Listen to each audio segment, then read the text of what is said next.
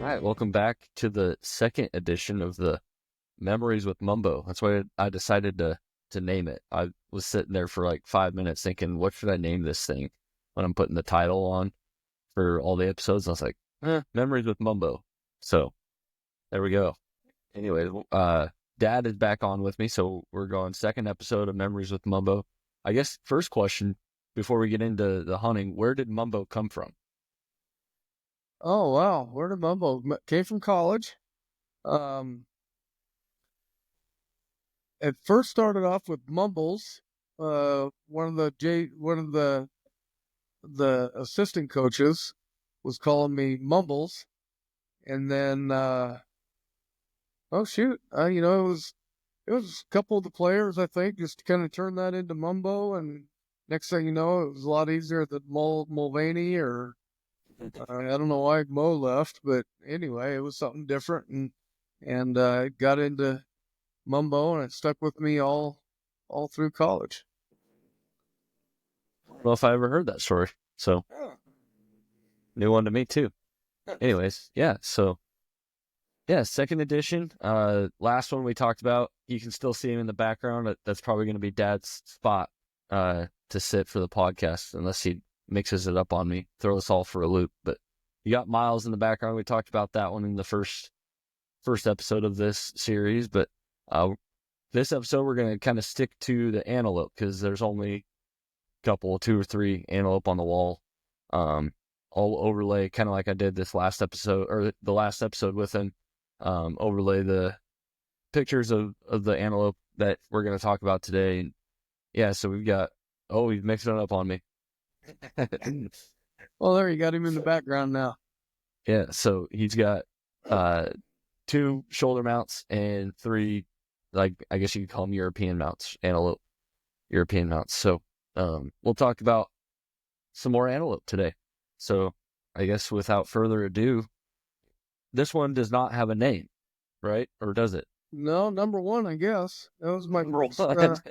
first big kill. Like I had said last podcast, your mom and I were dating, and this was even before Miles. This was one of my first trips over to Rollins, I believe, after we started dating during the school year, and we went over there. Well, no, it was even before that. So it was really early in the year. Because we'd always antelope hunt right around Labor Day. Yeah. Yeah, so Very nice. And so I guess prefacing, all of your antelope, have they all come from Wyoming or oh yeah, just okay? I think everything in here except for my deer and goose and pheasant and hog. I think everything's Wyoming. Fish are all right here at Glendo, but the rest of it's Right. all Wyoming. Yeah, Well, that's pretty unique too. I guess that's kind of a detail we didn't yeah, it's fun. acknowledge earlier. You bet.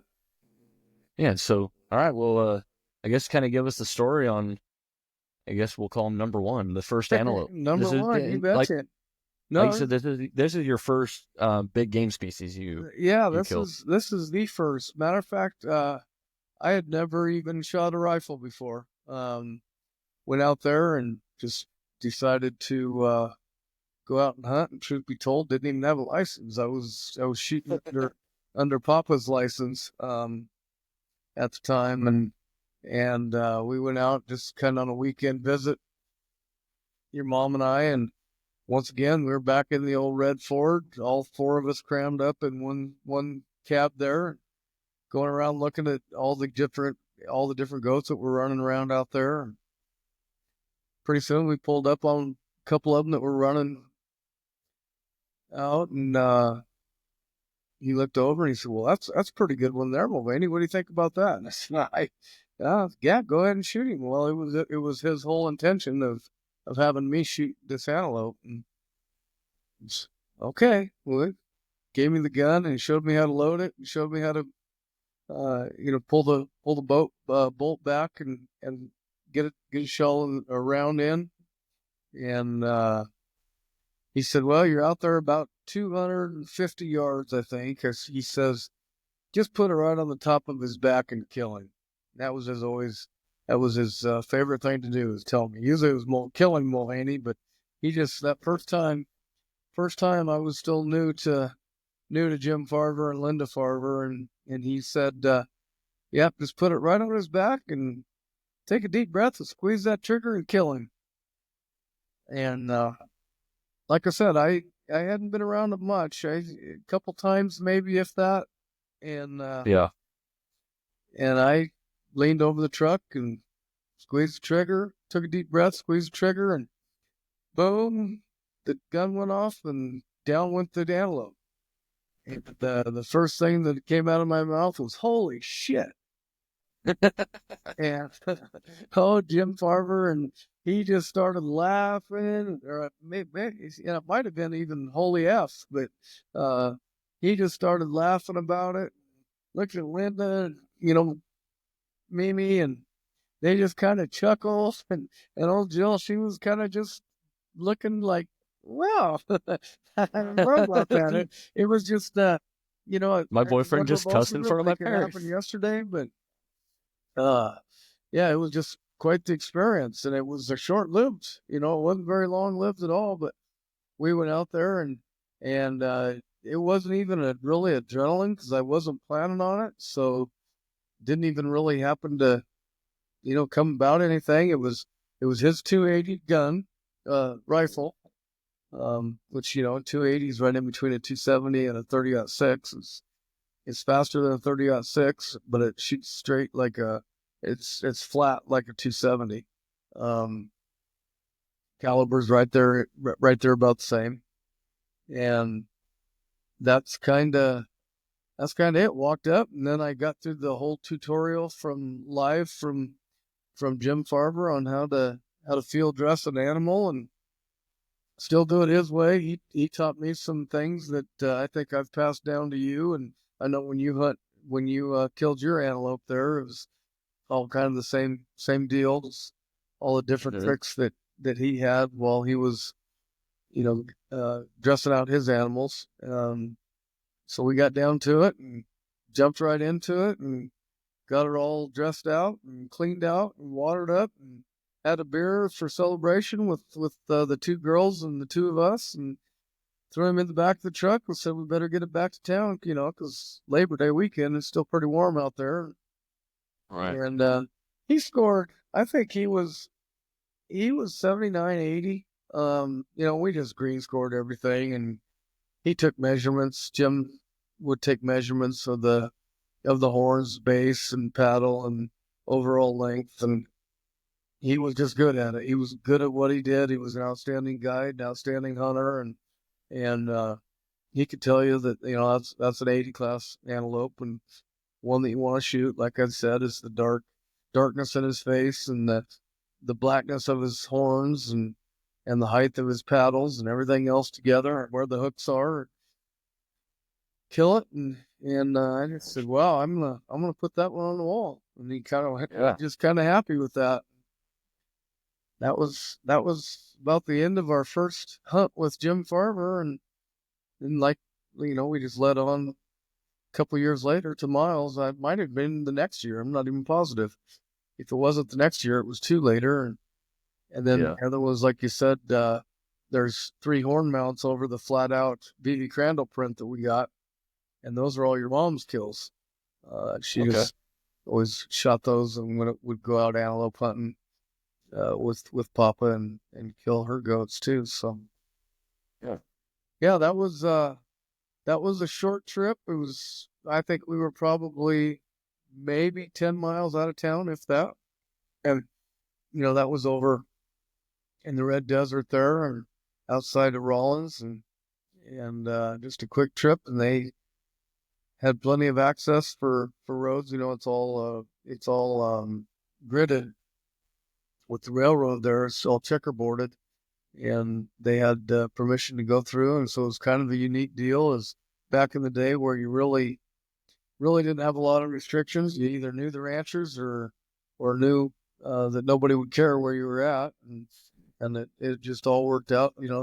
Nothing like nowadays where you have to worry about what border you're crossing. You got to get your Onyx out and find out where you're at, and if there's a if there's a checkerboard that comes with 2 points, they had the hearing here. Oh, it's probably been about a year now over there in Saratoga, where I think it was Saratoga, it might have been up north.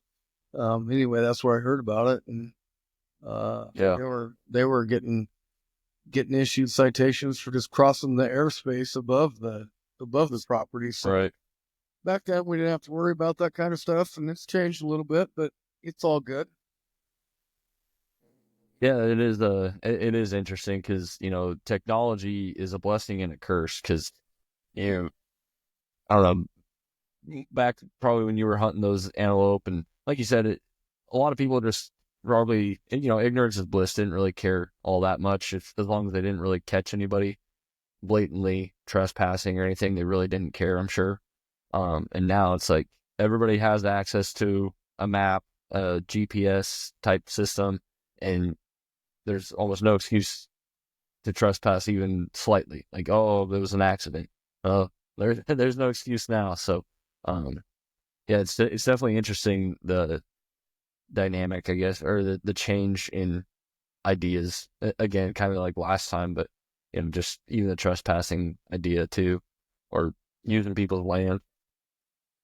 Yep. Yep. And the older you get, the more it means to you that you don't, when you're young, you take chances. As you mature in life and you start to realize what a consequence might be, you kind of second guess yourself as, nah, it ain't worth it. I can move on. Yeah. Yeah. Right.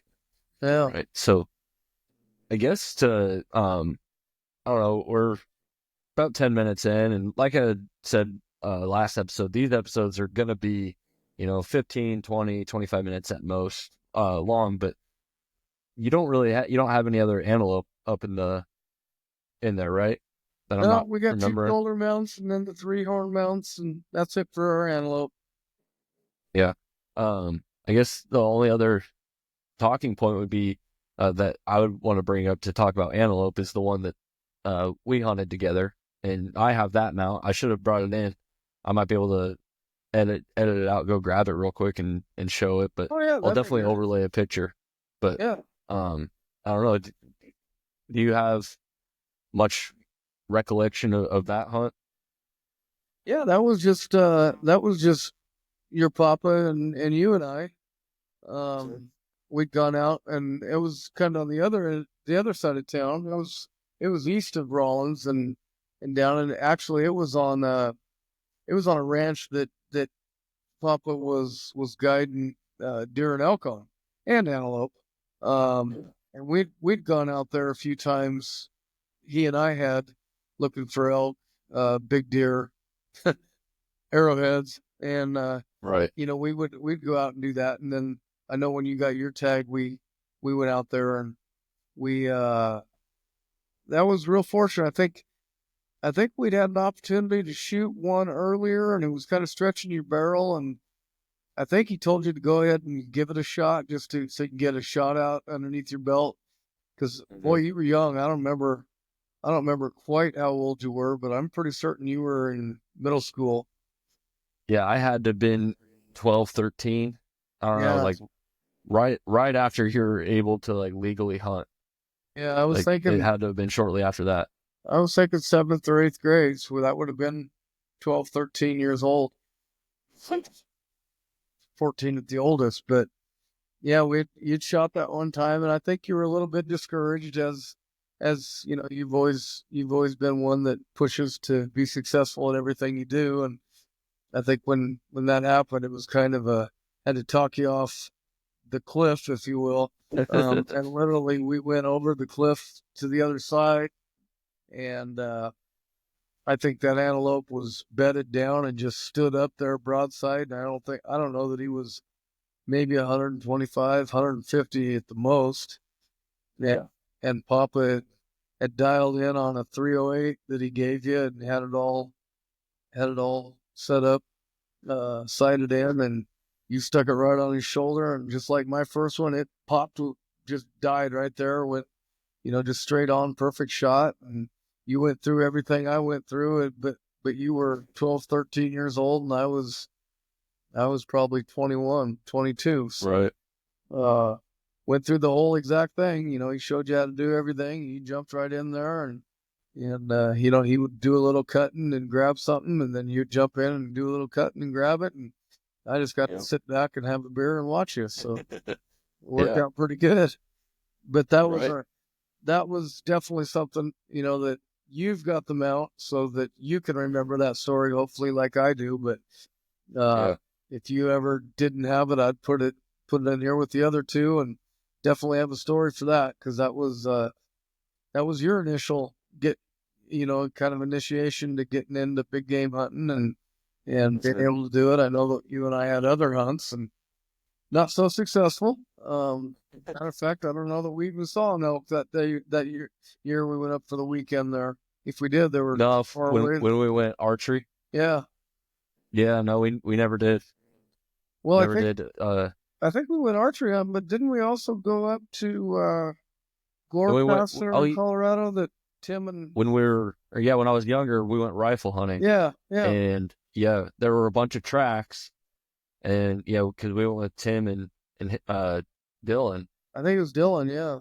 Yeah, we saw a bunch of tracks, and it was like, well, because it had just snowed or recently. I don't know. It's the mountains. You never know how recent, I guess. And Right. then it's like, well, they might be down that way, and we never did follow those tracks. And then what was like the next week or something like that, or 2 weeks later, they went back up and they went where they thought they were going to go, and they ended up seeing some. And I remember that story a little bit. Dylan ended up missing like 6 shots or something like that Yeah. because Yeah. they were just trying to get one. Yeah, I think he had a clip in his 30-06, and matter of fact, I think he unloaded it and maybe shot a couple of Tims and didn't get one. But yeah, Yeah, but that was, but yeah, those are all good stories.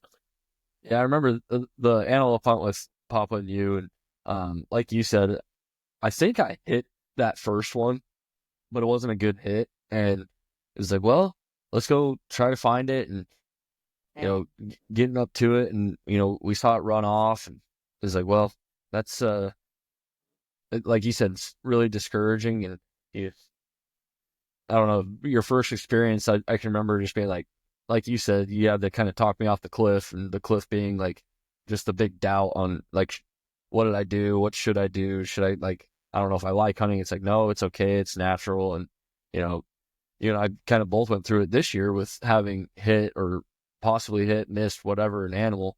And just having to talk yourself off that cliff of like, it's okay, it's natural, it happens. It's not the worst thing that could possibly happen to this animal. And then, like you said, we just turned around. I remember it being like, 30 minutes to an hour later, we just drive around, and sure enough, there's some more. And yeah, we came up perfect to a much better scenario. And he was like perfect broadside, clear, nothing behind it, let it go. And much, much simpler on the second attempt. But Yeah. yeah, it was, Oh, antelope hunting was definitely different. yeah, I think Papa was so excited to get you onto. He had a grandson that wanted to hunt. He wanted to get you one right away, and I think we jumped the gun on the first one a little bit, but it all worked out. Well, like you said, with the ones that you have on the wall too, it's like, you know, he's very experienced or was very experienced and knows what to look for. And it maybe me not knowing and hearing all the conversation or being fully in tune with it, it probably was a good buck, that first one. And it was like, this is one that you really want. And like, if we try to get any closer, they're gonna spook. So like, let's try it here. But that's a really good buck. I'm, I don't recall that conversation happening, but I could see that being the case. That, you Yeah, know, yeah, it's been a long it time definitely ago. wasn't something I where don't it was like know. 500 Uh, yards. yeah, yep. Yeah. So I'll take a picture of mine, and we'll do it again the last time like we did the last one, a few pictures of yours, and kind of show it off more up close and get some All right. details of it. But I yeah, was just, yours is definitely some good bucks. yeah, they were good ones for me. I enjoyed it, and like I said, there's a lot of things that I have in this room that are definitely more of a story and meaningful to me rather than the high score of of a certain animal. They're all pretty good animals, but the like a 200-inch deer or a 180-inch deer. Yeah, that's what we all look for. But if I get a good deer that's unique to me and I got a good story with it and it's a special deer, I won't hesitate. I'll put it up there. And the pheasants that we got on the wall in the house, and the one that I have here in the man cave was my first one ever, and the other two were the first one I ever killed with a black lab, and he retrieved it and brought it back. The other one was your mom's kill on our anniversary, and wild kills in Nebraska, and just means something special. And throw them up there and shoot. You can spend money on art, or you can, and then I guess it's redneck art, Texas art. It's Yeah. it means a lot more to me than a painting or a picture. So Right. I do. Yeah, it's got a true story to you, and I guess connection with it for sure means a little bit more. Yep, absolutely. Yeah, I think I don't know, maybe trying to look into the future on these episodes. You had mentioned, growing up hunting pheasant was kind of one of your first things that you would do for hunting. Obviously, fishing and stuff like that you might have done earlier, but with the hunting side of it, pheasant being one of the more early things, that maybe that's going to be the next episode or series of episodes talking about a few pheasant and a couple, not only the ones you have mounted, like you said, again, last episode, there's stories for the things that are on the wall, and there's definitely stories for things that didn't make the wall. And so maybe we have an episode or two where we talk pheasant and upland birds. Oh yeah, we can So, definitely tell you stories about upland birds getting shot at, getting yelled at. Lives and yep. dogs. There's all Oh, kinds yeah. of stuff. Yeah. I think that would be a good one because I don't know, we can go way back to your first memory of your first pheasant hunt and all the way up to your most recent and the opportunities you have there now in Wyoming and Yeah. so on. So yeah, maybe we'll kind of give the sneak peek for the listeners on what to look forward to in the next couple episodes of this series. Is we'll talk a little bit of pheasant, some upland birds. So Oh yeah, we got a lot of beers we can drink while we talk about pheasant hunting. yeah, it's kind of one of the family favorites that we always kind of can all jump in on that and talk about it too. So Yeah. I don't know, it's always fun to talk pheasant. Yeah. Well, that was a good one. It was, like I said, a little bit more brief than last episode, but that's kind of what they're going to be designed for. And it's always fun to hear the stories. So I'm looking forward to the next bunch of stories. You betcha. And I enjoy telling them because it brings back good memories. That's for sure.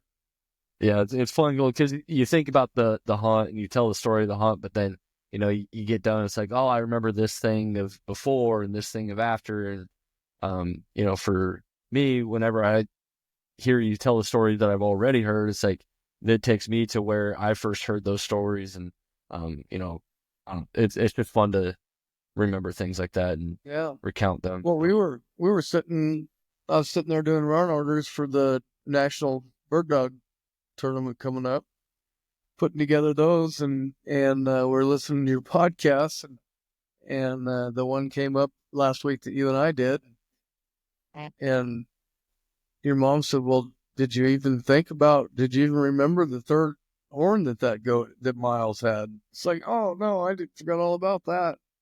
Oh man, He had a horn just down from the middle of in between his eyes, down on his nose. That was probably, I would guess a good inch to an inch and a half long. That had started, and it broke wow. off. And it broke off when the taxidermist got it to stay. But in all of our moves and stuff, it broke off to barely above the hair. You can barely see it now, but it was definitely a freak. That's for sure. That's funny. I don't think I ever knew that part of it, so that's cool. Yeah. All right, well, we'll wrap her up there, and I don't know, any closing thoughts you got? No, other than, it seems like your other podcast, you got some type of final goodbye and until next time saying or something. So I think you need to work on that. Yeah, well, we just kind of cut it off last time. So, that's no, that's what your mom said. Like, you need to work on that. I said, that's not my job. It's my job to talk and tell stories. I don't know anything about podcasting. yeah, yeah. So no, we'll wrap her up there, and leave a like, comment, subscribe. Let us know what you think of this new series that we're doing, and if there's any stories that you might want to hear something about, if there's a critter that you think we might have chased, definitely would love to share all the stories. So Yeah, until next time, appreciate you guys listening. absolutely. Till next week, y'all. That's what they say down there in Tennessee. Oh man. All right. Thanks for listening, guys. We'll catch you on the next one. All righty.